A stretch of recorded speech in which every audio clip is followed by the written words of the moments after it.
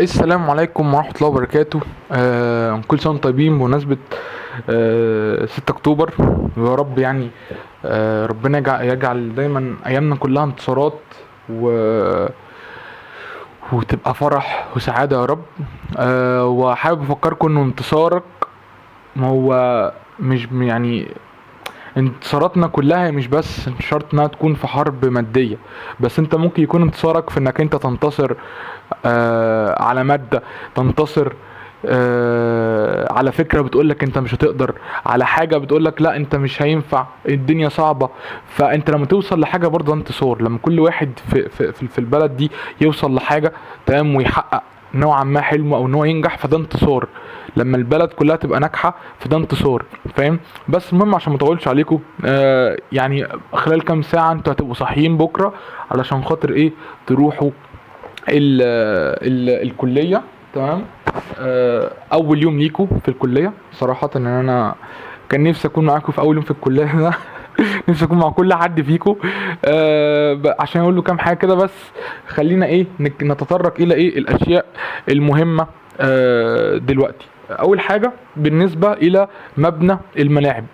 مبنى الملاعب انت بمنتهى البساطه، عشان في ناس كتير قوي سالت عنه وفي ناس كتير برضو جاوبت، فانا برضو قلت برضو جاوب ايه احتياطي، رغم ان اجابتي ممكن ما تكونش ايه خلاص يعني هي اتحرقت خلاص، بس مش مشكله يعني. انت بمنتهى البساطه، انت دلوقتي واقف قدام باب الكليه. تخيل كده نفسك واقف قدام باب الكليه تمام، واللوجو بتاع الكليه في ظهرك. تمام. المبنى الملاعب او المدينه الجامعيه او كده، هي الناحيه التانية. هو في قدامك هتلاقي وانت واقف اصلا، هتلاقي قدامك سور الكليه. صح، هتلاقي قدامك السور بتاع الجامعه عموما.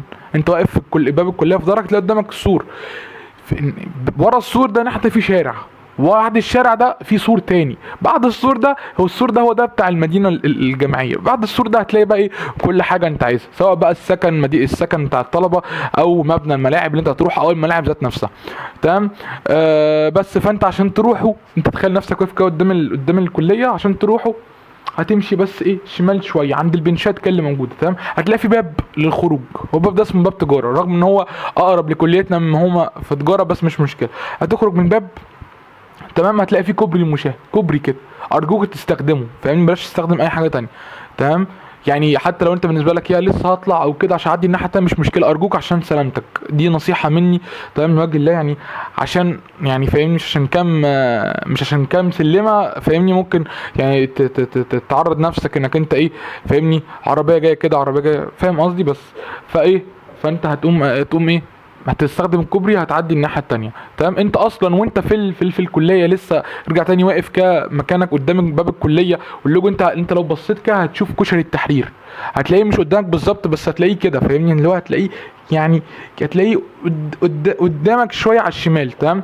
فانت لما انت خرجت ورحت مشيت، تمام يعني، لما انت ايه، ثواني، يعني مش عارف انت دلوقتي كنت انت ايه، انت دلوقتي هنا. تمام. ودي الكليه هنا. تمام. الكليه هنا، وهنا في ده السور بتاع الكليه بتاع الجامعه، وهنا ده شارع. تمام. وايه، والناحيه التانية ايه، دي المدينه. تمام. دي المدينه. بس فانت عشان تخرج، انت هو اصلا الباب هنا كده.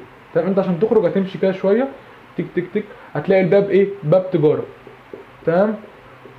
بس هتخرج هتلاقي ايه، كوبري المشاة. هتعدي. تمام. عشان هتعدي، هتقوم راجع تاني شويه، فاهمني؟ هتقوم راجع، هتلاقي كشري التحرير عندك. تمام. وهتلاقي فيه جنبيه بوابه خضراء. تمام. انا برضه هوريكم دلوقتي فيديو عشان ايه الدنيا برضه تبقى اسهل عليكم. هسيبكم على الفيديو. ولو في حد كان بيسالنا على مبنى الملاعب، فمبنى الملاعب اهو، تدخل بالظبط من المدينه، باب المدينه هنا. بس الناحيه التانية خالص الكليه. فانت بمجرد ما انت هتدخل الكليه، باب المدينه، باب المدينه هتلاقي قدامك في وشك على طول ايه، جنب كشري ابو طارق، مبنى الملاعب. بس تعالى هات انا التليفون. استنى، خليك انا راجع لك. خد بس ايه، انت رايح كده.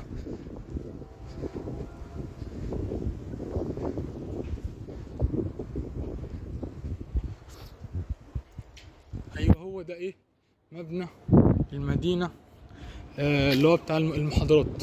مبنى مركز جامعة القاهرة للتعليم المدمج، عشان برضو تبقى ايه، تبقى عارف.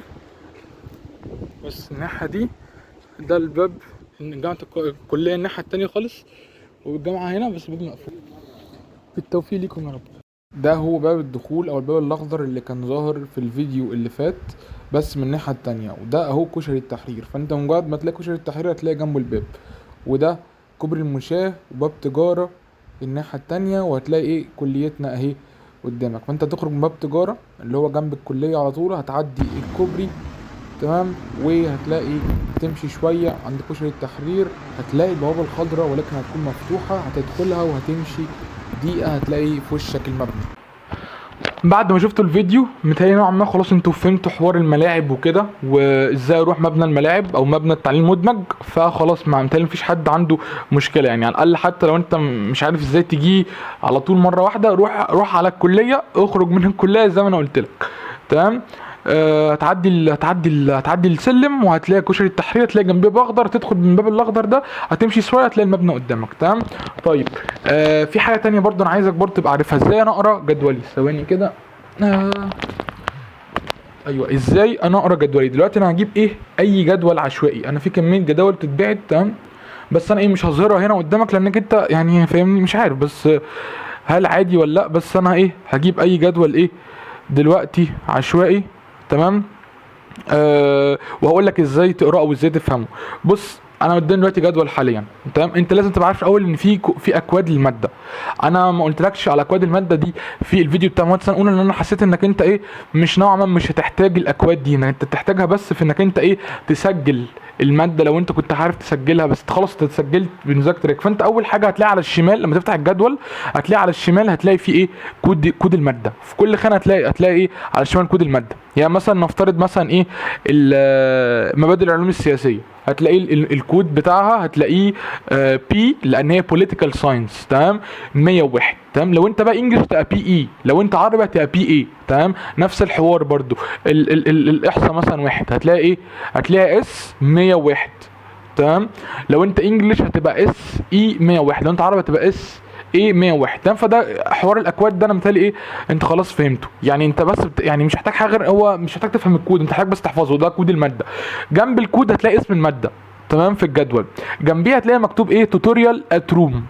يعني ايه توتوريال ويعني ايه ليكتشر. هتلاقي فيه برضو ممكن تلاقي توتوريال وممكن تلاقي ليكتشر. الفرق بين توتوريال وبين ليكتشر، التوتوريال هي السكشن. يعني ايه اصلا يعني ايه سكشن؟ سكشن هو انك انت بتطبق الحاجات اللي انت خدتها في الليكتشر او في المحاضره تمام عملي. بس يعني مثلا انت مثلا درست مع دكتور، فبيجي بقى معيد او بيجي يعني حد لسه ما خدش درجه الدكتوراه بيساعد الدكتور تمام، او بيعيد اللي اتشرح، عشان كده هو اسمه معيد تمام عليك في السكشن. ممكن يحل معاك شيتس، ممكن فاهمني يمشي السكشن بالطريقه اللي هو عايزها. هو برده في الاول والاخر هو صاحب السكشن تمام. هو زي ما الدكتور هو صاحب الماده تمام، وهو برده اللي حر يمشي بالنظام اللي هو عايزه تمام. فبرده المعيد برده في السكشن بتاعه هو صاحب. فهو ممكن يقول لك فاهمني احنا هنعمل مثلا حل كذا، هنشرح تاني، هنشرح حاجه تانيه فاهمني زياده، مش هنعيد على حسب فاهم. فانت هتلاقي مكتوب ايه توتوريال روم او ليكتشر روم تمام. في الاغلب هتلاقي في نوع ما لخبطه، انه هتلاقي ممكن تلاقي في ليكتشرز او محاضرات بمكتوب جنبها توتوريال. فده مش معناه ان هي توتوريال تمام، هي معناه ان هي مش معناه انها يعني سيكشن، معناه ان هي ايه ان هي برده محاضره بس فاهمني مكتوب انها ايه يعني. هتلاقي الاغلب توتوريال مكتوب في الجدول، فده عادي ما يعني ما ولا يهزك عادي تمام. اسمه ايه ده انت عشان تعرف الليكتشر من التوتوريال هتلاقي على الاغلب السكشن هتلاقيه بيبقى يوم الخميس تمام ويوم السبت. لو انت عربي هيبقى يوم الخميس، لو انت انجلش هيبقى يوم السبت تمام. يعني اي حاجه هتبقى يوم السبت هتبقى ليكتشر، مفيش قصدي هتبقى سكشن. اي حاجه يوم السبت او الخميس تبقى سكشن، عمرها ما تبقى محاضره. طيب في حاجه تانية، لو انت لقيت انك انت عندك في نفس اليوم عندك الماده في عندك مكتوبه مرتين ورا بعض، ده معناه ايه؟ ده معناه ان هي اول محاضره على الاغلب هتبقى اول حاجه هتبقى المحاضره، تاني حاجه هتبقى ايه هتبقى عندك هتبقى السكشن تمام. لانه ممكن يكون مثلا في يوم كده عندك ايه هم يعني حاولوا يحطوا كل السكاشن مع بعضيها، فلقوا ان يوم الخميس مثلا مش هيكفي كل السكاشن، او لو مثلا كل يوم السبت مش هيكفي كل، فقالوا لك خلاص احنا هنخلي ماده هنحط سيكشن بتاعها بعد المحاضره بتاعتها. فانت لو انت لقيت ال الاسم متكرر عندك مرتين، مثلا مبادئ مثلا العلوم السياسيه مثلا من 1:30 لغايه 3، وبعد كده من 3 لغايه 4:30 برضه مبادئ العلوم السياسيه، ده معناه ان من 3 لغايه 4:30 ده ايه؟ ده سيكشن. تمام. طب نرجع تاني. احنا قلنا كود الماده، بعد كده اسم الماده، بعد كده بيبقى مكتوب توتوريال تمام او ليكتشر ات ايه روم. انا دلوقتي عايز اعرف روم دي فين. مكتوب دلوقتي الروم مثلا مكتوب 162، مكتوب الكاميرا فصلت. كنت بقول ازاي دلوقتي تعرف انت فين القاعه بتاعتك. بص عشان ما تحتارش. تمام.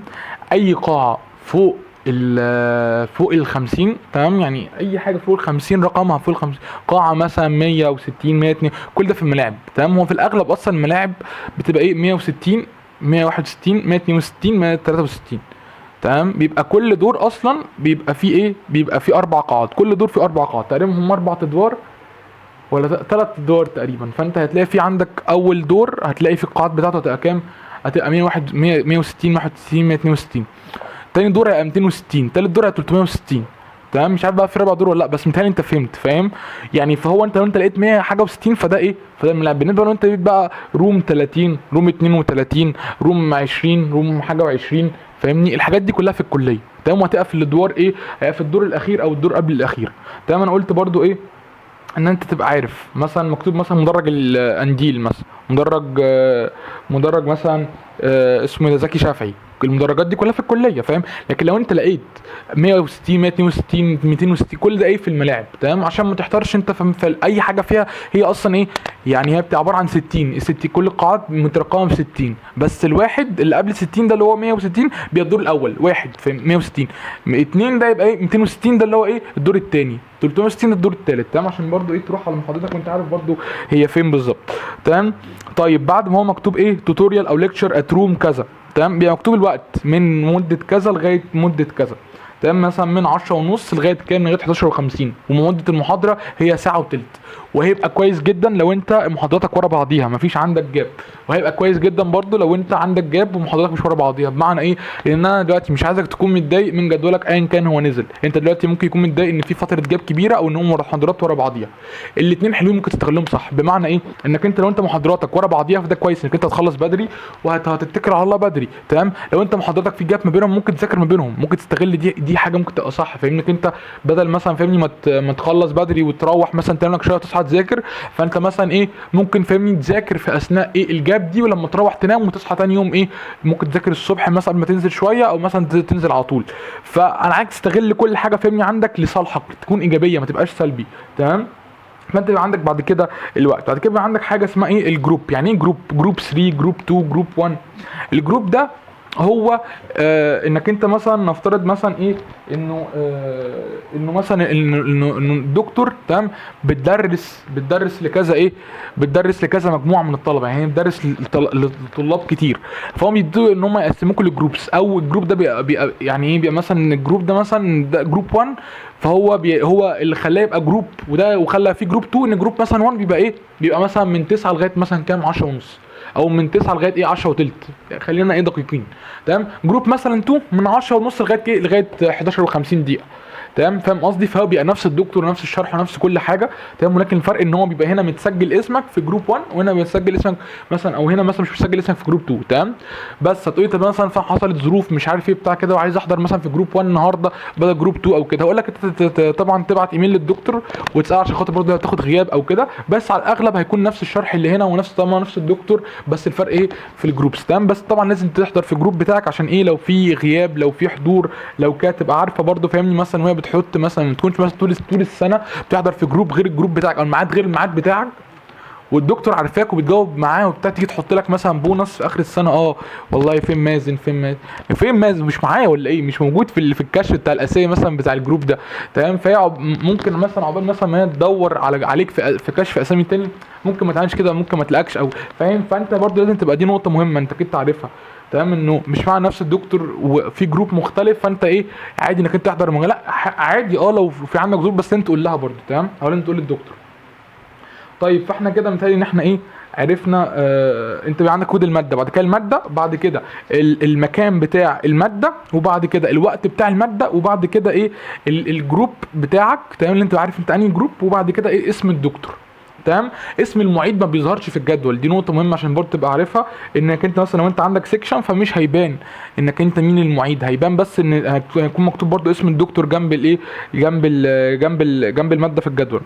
انت زي ما قلت لك، انت هتفتح الجدول هتلاقي ايه، مثلا لو انت انجلش هتلاقي السبت، الحد، الاثنين، الثلاث، الاربع. لو انت مثلا اسمه ايه ده، لو انت عربي هتلاقي ايه الحد، الاثنين، الثلاث، الاربع، الخميس. تمام. هتلاقي اصلا نظام المحاضرات، هتلاقي يا اما هي هتكون محاضرتين، يا اما محاضرتين وسيكشن، يا اما محاضره. تمام. معظم المواد اللي انت بتاخدها هتبقى ليها سكاشن، ما عدا مثلا ايه مواد زي القانون، زي الريدنج، زي التفكير النقدي. ولا التفكير النقدي له سيكشن هو كمان، انا مش عارف بصراحه، بس على الاغلب يعني انت في ايه، في مواد هتلاقي ليها سيكشن، في هتلاقي مواد مش هتلاقي ليها سيكشن، عادي، في مواد بسيكشن، في مواد مش بسيكشن. تمام. مش عارف يعني، يعني انا مش عارف، انا بالنسبه لي فتحت جدول كده عشوائي، فقلت ايه، ان انا متهيألي انك انت عرفت ازاي تقرا نوعا ما الجدول بتاعك. انت هتلاقي عموما في المحاضرات لو الماده بثلاث ساعات او كده. تمام. هتلاقي ايه، هتلاقي في محاضره عندك يوم الاحد، وفي محاضره عندك يوم الثلاث، او في محاضره عندك يوم الاثنين ومحاضره يوم الاربعاء. هو ده بيبقى ايه، بيبقى المحاضرات بتبقى بتنزل يعني يوم وبتسيب يوم، وبعد كده بتنزل يوم لو بيبقوا يومين في الاسبوع فبيبقى فاهمني يوم، وبعد كده في ريست في النص، وبعد كده اليوم اللي بعده، فاهم يعني. يبقى انت عندك النهارده محاضره، بعد بكره عندي محاضره نفس الماده. طبعا لازم تحضر كل المواد، كل المحاضرات، مش هحتاج اقول لك كده يعني. ما فيش مثلا مفيش حاجه اسمها ان انا مثلا يا اما احضر الحد، يا اما احضر يا اما بعد بكره بتاع الحد اتنين يا اما احضر الحد يا اما احضر التلات. ما ينفعش مثلا تقول لي كده، فاهم، ما ينفعش تقول لي يا اما احضر الاثنين يا اما احضر، لا، هو انت بتحضر الاثنين وبتحضر الاربع. تمام. فدي نقطه مهمه جدا لازم تبقى واخد بالك منها. تمام. ففي حاله لو انت مثلا كنت ايه، كان عندك ظروف او السكن او الكلام ده، تلاقي برضه بلغ الدكتور، وهو برضه ايه هيكون برضه هيقول لك برضه ايه التفاصيل. انت عارف انك انت في الكليه، انت ما عدتش في المدرسه، انت في الكليه الدكتور هو سيد الماده بتاعته. انا الدكتور، انا حر في الماده بتاعتي اعمل فيها اللي انا عايزه طبعا، ولكن في ايه ضوابط وشروط بتبقى برضو ايه على الجامعه عامه. ما ينفع مثلا فاهمني الفاينل مثلا بيبقى بنسبه معينه ب 50 مثلا، فاهمني في حاجات كده اللي هو ايه. بس مثلا عندي مثلا 30 درجه اعمال سنه، انا ممكن احط عليها كدكتور حضور، ممكن ما احطش عليها حضور، ممكن فاهمني يبقى مثلا باخد مشاركه، ممكن ما اخدش مشاركه، ممكن احط بونص، ممكن احطش ممكن اديك كويز، ممكن ما اديكش كويز، ممكن اديك بحث، ممكن ما اديلكش بحث، على حسب، فاهم. بس في كل دكتور والنظام بتاعه، فاهمني. فانت لازم تتابع مع الدكتور وتفهم هو عايز ايه منك، عشان انت مش معنى انك انت اسمه ايه ده نجحت في الماده يبقى انت فعلا الماده دي اي حاجه لها علاقه بالماده دي فانت شاطر فيها، لا، ده معناه انك انت عرفت ايه المطلوب منك في الماده دي كماده وعملتها فنجحت، فاهم. هو ده الفرق، انك انت ممكن تكون حد شاطر وحد ذكي كل حاجه، فاهم. بس اسمه ايه ده، بس انت مش برضو مش مدرك انك انت الماده دي، مش مدرك الواقع بتاع الماده دي، فاهمني. ان هو انت لازم احضر مع الدكتور، ومش عارف لازم ان انا افهم كذا، هو قال حاجه كذا فممكن يجي منها فهمني كذا. فانا انت ما فرق بين انك تقفل الامتحان وبين انك انت ايه، انك انت تبقى شاطر فعلا في الماده العلميه. في فرق على فكره، ممكن تكون شاطر في الماده العلميه وما تعرفش تقفل الامتحان، وده بيبقى نتيجه انك انت محتاج انك انت تكون عندك ايه، ذكاء للواقع اللي حواليك، مدرك اللي بيحصل حواليك. ان انا دلوقتي الدكتور قال الحاجه دي فممكن يجي منها، فاهمني. ان مثلا في مثلا عندي كتاب طويل عريض ده انا هذاكر منه الحاجات انت لازم تكون عندك ذكاء، دي حاجه فاهمني ايه هتيجي مع الوقت، هتفهم الدنيا، ولازم تثق في حدسك، ولازم ايه تحضر مع الدكاتره، ولازم تواظب عشان تفهم الدنيا ماشيه ازاي. بس ده كان كلامي، مش عايز اطول عليكم عشان خلاص يعني مش عارف ارفع الفيديو ده امتى بصراحه. بس لو انت بتشوفه وانت رايح الكليه فصباح الخير عليك، انت بتشوفه بالليل فيلا روح نام، عشان بكره ايه، بكره اول يوم ليك تكون مفوق. مش هتقلق، تمام. مع حوار الصحاب اللي يكون عندك هتقابل صحاب كتير قوي، تمام. انت هتقابل صحاب لدرجه انك انت ممكن تمشي طول ما انت ماشي، فاهمني، في الكليه تقعد تقول السلام عليكم عامل ايه مش عارف ايه بتاع، فاهمني. فاللي هو ما تقلقش، هتقابل صحاب، هتقابل معارف، هتقابل زمايل، ما تقلقش. هتبقى لو انت عايز تبقى متفوق، انت عايز تبقى شاطر تبقى شاطر، ما تقلقش. هتعرف الدنيا تبقى ماشيه ازاي، هتفهم الدنيا تبقى، ما تقلقش. في حاجات كتير جدا كنت عايز اقولها لنفسي، ما تقلقش، انت شاطر، انت كويس، فاهم. الدنيا بس حاول تعمل عليك وامشي واحده واحده واحده واحده واحده واحده وتوصل. بس انت دلوقتي لسه طالب، تمام، انت ما كبرتش قوي، فما تحطش على نفسك ضغط ان انا اول يوم في الجامعه، اول يوم في الكليه، فمش عارف ايه، انا قلقان متوتر، عادي، فاهمني. السنه الجايه يبقى اول يوم برضو ليك في سنه تانية تالت سنه، فاهمني، هكذا يعني. يعني قصدي انت لسه قدامك فرصه من وقت انك انت تحاول انك انت عن ذكريات، انك انت تحاول انك انت ايه، تنهي حياتك التعليميه بطريقه كويسه. فالنهار بكره اول يوم ظبط في الكليه ظبط، تاني ما ظبطش مش في عندك تاني يوم، تاني يوم ما ظبطش عندك تالت يوم. لو ظبطت الايام كويس يبقى تحاول تظبط اليوم اللي بعده، فاهم. واهم حاجه في معيار انك انت تكون يومك مظبوط، انك انت تكون ايه، المعيار الدراسي، تمام، بالنسبه للانشطه، بالنسبه للاصحاب، بالنسبه للاوقات الجميله، بالنسبه لكل ده هتلاقيه، تمام، بس مش هو ده الهدف الاساسي، تمام. مامتك وباباك اللي انت فايق كده ومركز، انت داخل مامتك وباباك باعتينك عشان تتعلم، وعشان تبقى مصدر فخر ليهم، عشان تبقى ايه، تبقى في يوم من الايام تبقى قادر كده تكون اسره، تمام، وتمتد بهذا الجيل، فاهمني. ففوق ركز، انت لا رايح ليك كليه ورايح ليك جامعه.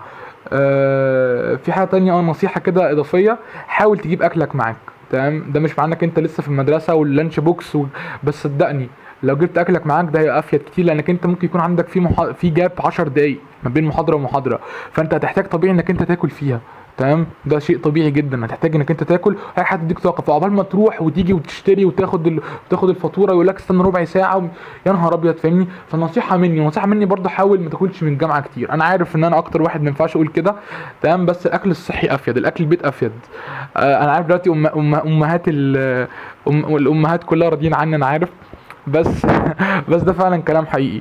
الاكل بتاع الجامعه او الكليه مهما كان هو من بره، فاهمني، زيوت وحاجات وكده، فانت مع الوقت ممكن اسبوع اسبوعين ثلاثه تكون عادي، بس مع الوقت تلاقي مزاجك اتقري، فتلاقي جهازك الهضمي بدا ان هو يبقى ايه، مبقاش احسن حاجه، تلاقي نفسك مودك، نشاطك، صحيانك، فاهمني. فبرضه حاول انك انت لو انت في اكل في البيت، فاهمني، حاول تاخد معاك سلطه، حاول تاخد معاك كارب، او اللي هو الكربوهيدرات، حاجه كده انها ايه، تديك طاقه، مثلا بطاطس مثلا تكون ما تحمرهاش، حاول تسلقها مثلا، فاهمني، وايه، وتشويها كده، حاجه كده، فاهمني. انا عارف دلوقتي بتكلم في مساله دلوقتي صح، حاجه تانية خالص، بس بتكلمك انك هتحاول يكون مثلا معاك شويه سوداني، ترمس، حمص في علبه كده، فاهمني، بحيث انك انت ايه، تاكل لك ايه، فاهمني، كام واحده كده، تلقط لك كام واحده قبل ما بين محاضره ومحاضره عشان تعرف عندك طاقه. لقيت عندك جاب 3 ساعات، تروح على الكليه يا معلم، اقعد في المكتبه وذاكر، فاهمني. تعرف على اصحابك شويه، اتكلم معاهم شويه، فاهمني. لقيت الناس دول صحابك دول اللي معاك في التراك مش سالكين، مش كويسين، مش ايا كان بقى من وجهه نظرك، في تانيين غيرهم، فما تبصش العالم بتاعك ان هو انهار بسبب انه في كام حد، فاهمني، ان هو مش متقبلك، او ان هو يعني مش بنفس، انت مش بنفس روعته، او مش كول زيه، او مش خطير زيه، او مش بتقول افيهات، او مش بتبعت ميمز زيه، فاهم. العالم اكبر من كده يا معلم، ما تخليش حاجه زي كده تاثر عليك، يعني انت قد الدنيا يعني. بس وهتقابل صحاب برضو قريبين جدا ليك، وهتقابل برضو ناس شبهك، برضو ما تعلقش برضو بيهم لدرجه انك انت ايه، لو حد فيهم سابك او كان ممكن تزعل او تتضايق، لا عادي، فاهمني. قشطه، اتس اوكي. اهم حاجه ان انا بعامل ربنا في الناس، وان انا ايه، بلتمس لاخويا 70 عذر، وان انا ايه، لو احتاج ان انا اكون معاه، فاهم. هو بقى مثلا ممكن ما يكونش اداني رد الفعل اللي انا كنت مستنيه منه، مفيش مشكله، حصل خير، فاهم. لكن اسمه ايه ده، لكن انت فاهم، اوعى ابدا تفقد الامل في الناس، اوعى، بس خليك حريص بس، فاهم. واهم حاجه من كل ده الدكاتره، انت لو انت الدكاتره يعني انت حبيتهم، هم حبوك، فبالنسبه لي دول احسن حاجه. انا بالنسبه لي الدكاتره هم احسن حاجه بجد في الكليه، بجد. هم كانوا زيك وبقوا دكاتره، بقوا اتعينوا من الاوائل، فهم اوائل الاوائل، فهم كريم، هم كريزه على كريمه الكريمه، فاهم. بس فطالما انت فاهم وماشي حالك مع الدكاتره، فالدنيا قشطه. اهم حاجه تحافظ برضو على فروضك وصلواتك ما بين الاسم ده، ما بين المحاضرات، تمام. هتلاقي في مبنى الملاعب هتلاقي في سجاده كده تحت في الدور الارضي، ممكن تبقى تصلي فيها، توضى وتصلي فيها بسرعه، انت كبنت لو انت هتصلي او كده، هتلاقي في مكان هتلاقي في اصلا مسجد، تمام، في المدينه هتلاقيه. اسالي عن المسجد اللي هو موجود في المسجد ده، بالنسبه لي بيبقى اريح كمان من المسجد اللي في الجامعه. لو انت في مبنى المحاضرات او كده هتلاقي في مسجد، وهتلاقي برضو في مسجد، تمام. هتلاقي برضو انت في الجامعه هتلاقي في مسجد في الجامعه، في قلب في قلب جامعه القاهره، هتلاقي قريب من تجاره، تمام. هتلاقي في مكان للصلاه في الكليه، تمام. اسال اي حد من زمانك وهيدلك، سواء الدور الاول او عند الدور التالت، فهتلاقي في مكان للصلاه. حاول تحافظ على صلاتك، لان هي صلاتك هي اهم حاجه. انت في الاول والاخر انت بتعمل كل ده عشان خاطر فاهمني انت يعني تدخل الجنه، فاهمني. ده هو مغزى الحياه، فاهم؟ مش معنى انك انت بتسعى انك انت تبقى تقبض فلوس، فده مش معنى انك انت مش بتسعى لوجه الله، لا. دي كانت معتقد عندي غلط، ان انا مثلا عايز اشتغل وبسعى عشان اشتغل واقبض فلوس، مش فانا كده مش لوجه، لا، لوجه الله. بقى انت كنت ممكن تروح مثلا تشتغل دي جي، ولا تشتغل مثلا فاهمني حد يعني يعني ممكن تشتغل اي شغلانه، فاهمني. مش عارف ليه قلت دي جي بس مش عارف بجد قلت، بس قصدي ممكن تشتغل اي شغلانه تقبض منها فلوس، فاهمني. بس تكون شغلانه مثلا ايه، مثلا ممكن تكونش تمام، فاهمني. فانك انت تكون عايز تشتغل شغلانه حلال، وتكون شغلانه بتبني المجتمع وتقبض عليها فلوس، فدي حاجه لوجه الله، فاهم. عايز تكون شخص قوي، دي حاجه لوجه الله، عشان برضه تكون قوي تساعد غيرك، فاهم. بس فانت كل اهدافك مشروعه، وكل نواياك مشروعه، فليه ما تكونش مع ربنا، فاهم. ثق في الله. مش عارف، بس في حاجه تانية ولا لا؟ اسمه ايه ده، موضوع الاختلاط. طبعا مش محتاج اتكلم في الموضوع ده، بس يعني انت عارف اخواتك البنات هم اخواتك البنات. للامانه انا ما كنتش عارف اعبر نوعا ما على اللي كنت عايز اقوله، لانه الفكره جت في بالي فجاه في الكاميرا، وانا اصلا ما كنتش عارف، ما كنتش محضر اي حاجه، كنت بقول بس الكلام اللي بيجي في دماغي. بس لما جت الفكره دي في دماغي سالت نفسي، وانا شخص مؤهل او مناسب ان انا انصح النصيحه دي؟ ولكن الاجابه دلوقتي اللي سالتها لنفسي وجاوبتها، هو مش مهم النصيحه تكون انت شخص مناسب ولا لا، بس اهم حاجه تكون النصيحه نفسها مناسبه، تكون النصيحه نفسها صح. فانا هقولها حتى لو انا ما كنتش شخص مناسب، بس يمكن تكون كلمه تنفعني لوجه الله. وهي لازم تحافظوا على مشاعركم، لازم تحافظوا على مشاعركم. انت عارف انك انت كولد او انك انت كبنت طبيعي كنت في يوم من الايام مسيرك، يعني انت كولد الولد هيتجوز بنت والبنت هتتجوز ولد، فطبيعي هو دي الفطره، تمام. فما تحاولش انك انت زي ما بيقولوا كده ايه، انك انت تقرب النار من البنزين، تمام، في وقت مش مناسب، تمام. وانت في الاخر اللي هتخسر، حتى لو كان من طرف واحد اللي هو الطرف بتاعك انت، اللي هو انا معجب بحد، انا مش عارف ايه، انا كذا انا كذا. حاول انك انت ما تركزش على الحاجات دي، حاول ما تركزيش على الحاجات دي. فلازم تكون نيتك لوجه الله وانت في رايح الجامعه، ونيتك تكون لوجه الله. عارف انه ممكن في تحدي او ممكن يكون موضوع صعب، بس انت لازم انك انت تحاول تخلص نيتك وجه الله وتجتهد. انا هدفي المذاكره والدراسه بس. ليه؟ علشان خاطر انت ممكن تفتكر المشاعر اللي عندك دي، ولا المشاعر اللي عندك دي هي ممكن تكون ما هتفضل موجوده، بس يمكن عشان انتوا لسه جداد في الحياه، فالمشاعر دي هي لسه موجوده عندكم جديده، تمام. فلما لو استنفذت او استهلكت في المكان الخطا، فممكن بعد كده لما يجي الشخص الصح او الوقت الصح، ما تبقاش المشاعر دي ما تبقاش بنفس بنفس الاقبال، او بنفس يعني الحياه اللي انت ممكن تكون بالنسبه لك، يعني تقعد تستنفذ نفسك وبعد كده يجي الشخص الصح تحس بالذنب، ان انا طب انا في المقابل انا ضيعت، ممكن اكون ضيعت مشاعري، او ضيعت او افكاري على ناس غلط، فاهمني. فبالتالي بنشوف الحاجات الغريبه اللي بتبقى ظاهره دلوقتي، يقول لك مش عارف انا عندي مش عارف ايه ايشوز، عندي تراست ايشوز، عندي مش عارف ايه، عندي كذا عندي كذا عندي كذا. ما هو ده بسبب ان الانسان بيقعد يستنفذ نفسه، تمام. بس فالنصيحه لوجه الله يعني يكون دايما التعامل، يكون دايما نيتك تكون دايما ايه، ان دايما ان الجنس الاخر هم لا اكثر، هم بس مجرد زملاء، تمام. ده لمصلحتك في الاول والاخر. اللي انت عايز تعمله اعمله براحتك، اللي انت عايز تعمله يعني براحتك، انا مش هيفرق معايا حاجه. ولكن ده من واقع تجربه يمكن اكون عشتها، يمكن اكون شفتها لناس كتير جدا بتحصل. فحافظوا على روحكم، حافظوا على مشاعركم، وباذن الله لما يجي الوقت مناسب ربنا هيرزقكم. بس اهم حاجه تتخرجوا، تمام، وتخلصوا دراسه وتبقوا ايه، تشتغلوا كده. يعني انتوا تكونوا ايه، شادين حيلكم، صلبين طولكم، مش مجرد بس انا فاهمني، انا بس انت ليه عايز تكون اسره، ليه عايز تحب، ليه عايز تتجوز، مجرد بس ان انا ايه، انا ده جوايا انا حاسه. لا، مش بس مش بالاحساس، او مش بس، ولكن هي برضو بالاستحقاق، بانك انت قادر انك انت تكون انا عندي مؤهلات، انا بشتغل، فاهمني، انا بقبض فلوس، فاهمني، انا عندي مكان، عندي جهاز، عندي عفش، معرفش بقى ايا كان، بس انت فاهم قصدي، تمام. بس واسال الله ان كل واحد يحقق اللي هو نفسه فيه. و النقطة دي بس يعني كانت شائكة بالنسبة لي، لاني لقيت نفسي فجأة قلتها قدام الكاميرا وانا مش محضر كنت المفروض اقول ايه.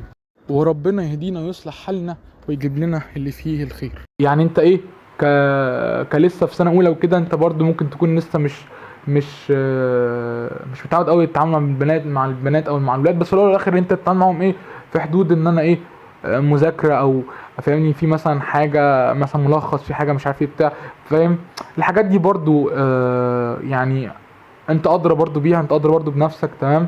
بس اول اهم حاجه تخلص نيتك لوجه الله، وانت رايح تتعلم مش رايح تعمل حاجه تانية. أه بس يعني فاهمني، في عندي كميه حاجات بس مش هطولش عليك. تصبح على خير تمام، اشوفك بكره على خير او اشوفك في اي وقت. بس اهم حاجه تبقى عارف انه انت هدفك ايه، يعني هدفك انك تدخل الجنه، ما تنساش كده. انت هتحس انك تايه وممكن تحس بالغربه، ممكن لو انت فاهمني. يعني الاحاسيس دي كلها انا حسيت فيك، حسيت ان انا محبوب جدا في الكليه، حسيت ان انا ممكن اكون مش محبوب جدا في، حسيت ان انا ممكن اكون في بيتي وموطني، حسيت ان انا غريب، حسيت ان انا شاطر، حسيت ان انا حسيت بكل حاجه في الكليه. انت فاهم.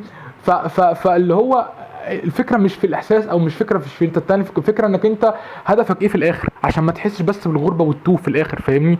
مش عشان حاجه حصلت لك وحشه مثلا او كده، او حاجه مثلا مش زي ما انت كنت فاكر فخلاص فاهمني الكليه مش عارف. لا يا حبيبي، الكليه كويسه وكل حاجه كويسه، بس اهم حاجه انت تبص لها ازاي فاهم. نقصت في كويز درجه او درجتين خلاص مش مشكله هعوض، انا مش اهم حاجه انا تعبت وعملت اللي عليا. في حد مثلا كلمت طريقه وحشه، في حد مش عارف ايه، خلاص هروح اقول له انت كلمتني بطريقه وحشه ليه ومش عارف ايه، او خلاص هسيبه وهسامحه ربنا يسامحه وخلاص فاهمني. وايه وحسابه عند ربنا، بس اهم حاجه ان انا ايه الهدف بتاعي فاهم. يعني قصدي ما تبقى انا ممكن اكون شخص حساس فاهم، فواجهت كل الحاجات دي والافكار دي فاهم. بس في الاول والاخر انت تبقى عارف انك انت ايه هدفك، انا عايز ادخل الجنه بعمل كل ده عشان خاطر ايه، ربنا يحاسبني انا كل يوم في حياتي انت عملت ايه. سواء بقى كنت دخلت الكليه دي، سواء كنت دخلت كليه تانية، سواء كنت دخلت كليه قمه كليه ايا كان فاهمني، انا كنت هعمل اللي عليا في الحياه فاهم. بس هو دي الفكره. فما تتوهش فاهم، مش عشان خاطر النهارده مثلا ما عرفتش كام صحاب فالنهارده اليوم، لا يا حبيبي، انت النهارده عملت اللي عليك، اجتهدت العلم بتاعك، انت حاولت انك انت تستقيم من الدكتور وكتبت وراه، روحت ذاكرت من السلايدز هكذا، عملت اللي عليك خلاص. مثلا النهارده مثلا كان في نشاط في زمايلي شاركوا فيه وما شاركتش فيه، ايه المشكله عادي فاهم، اهم حاجه انك انت تعمل. بس فاعتقد الرساله وصلت، انا مش عايز اطول عليكم بصراحه، بس عشان انا من حبي ليكم فانا اللي هو يعني لازم اتكلم، لازم اكمل لازم اكمل لازم اكمل فاهم. بس يعني مش عارف، بس لو انتوا موجودين، لو انتوا عايزين اي حاجه انا موجود. بس تصبحوا على خير.